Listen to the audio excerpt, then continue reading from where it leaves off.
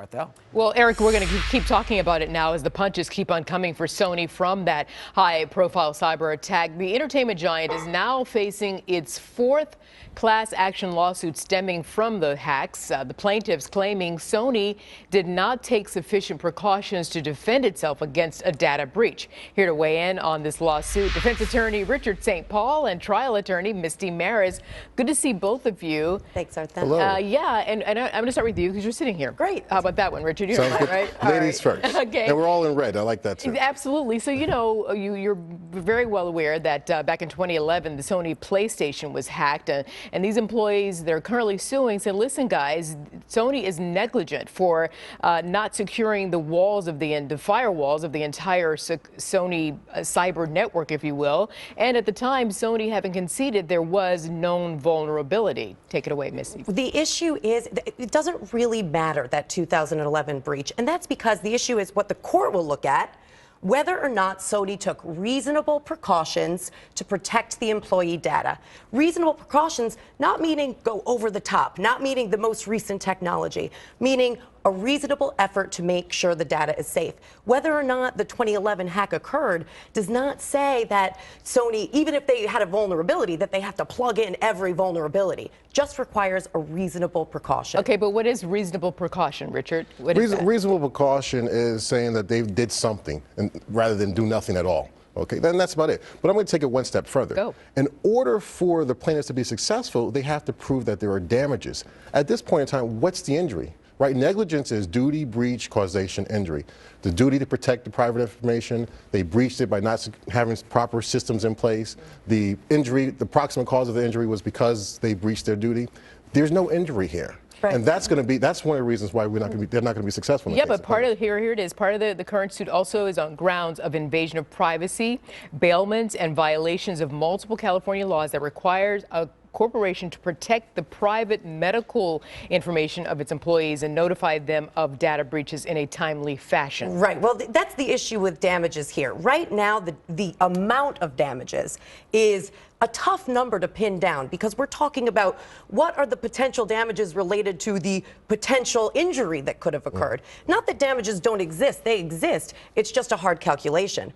But I think more so than the actual monetary damages available in this case is the implication on corporations generally. How far does a corporation have to go to protect the privacy of the individuals? And I think this case is going to speak a lot to that. Well, what do you think, though? I mean, you know, by all accounts, folks who are experts in the cyber warfare field, they're saying, listen, kind of get ready for more of this to come. So what should corporations be doing? But that might be true. Right now, what Sony's system has, they've said that most corporations, 95% of corporations, would have also been susceptible to this type of attack. So they have a system that's similar to other corporations of their size. Right. But the issue is, if the field is changing, does the corporation policy have to change with it? Look, I also think there is some glimmer of hope here. Adobe has been sued for data breach also in the federal California court. In that, a judge did not dismiss the case, saying that there is an impending threat that the information stolen from Adobe will end up on the internet and somebody will use it for bad purposes. Now, that's an unusual ruling. Impending threat. What does that mean? Where can we go from there? So there is some glimmer, at least in the California federal court, that this lawsuit against Sony may go to a jury and there might be some damages, unknown what they are, but I think a higher level court would overrule this. And then I've read somewhere, and some report that said that Sony may actually settle out of court because they don't need any more bad press from this. That would be my guess, and that's especially in a class action. In this case, will likely be a class action at the end of the day. They'll seek class certification, and I think they'll get it. Right. Sony is not going to want to drag this out for years and years and years. Yeah, like Richard, similar to Target. Target basically said, we'll give you some gift cards. We made a mistake. They didn't send me no gift card. Well, they ought to.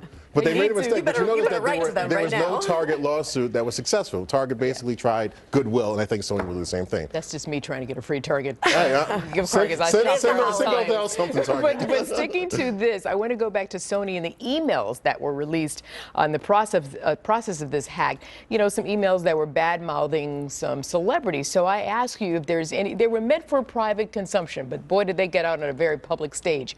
Is it possible for some of these celebrities to turn around and sue for defamation of character? I wouldn't be surprised if we see it, but they weren't put out in the public by Sony. It's unlikely sell there. Correct. I think the more interesting question is Sony's attorneys have written a letter to media outlets saying, hey, if you disseminate this information, we're going to go after you. Which is nonsense. They can't do it anyway. Look, in order for there to be defamation, it has to be published to a third party. Sony would have had to intentionally publish that to a third party. They did not. It was hackers. So no, there would be no liability for defamation. But certainly it would be like business. it would be similar to Donald Sterling, where it's out there, it's for the public to chew on, and there's no legal repercussions. Yeah, more so than the lawsuit, I think the business implications of that information being out there for Sony is troubling. The moral of the story is, take all that money you make and protect the security, your system. Is it really difficult to protect the systems, do you believe? Or there's software out there that can help them protect I it? think in this case, they said, you know what, there was a forensic study on the software they had, according to the CEO of Sony, that said 95% of corporations would have been susceptible to this type of attack. So maybe what they need to do, bring in experts now with this new realm of cyber terrorism to address those holes. You say cyber terrorism with those little rabbit ears, but it's real, though. It's real. That's what's being characterized as now. Right. No, your corporate espionage, that's a real thing from China, from North Korea, from wherever it comes from. It's a very serious issue that needs to be addressed. Yeah, for sure. All right, Richard St. Paul, Misty Maris, Merry Christmas in your Christmas red. Thank you very much. Merry Christmas, Happy New Year's, Happy holidays. Hanukkah, Happy Kwanzaa, right? We cover them all. I like the way you roll. Okay. Thank you, guys. Okay, Eric. Thank you. Thanks.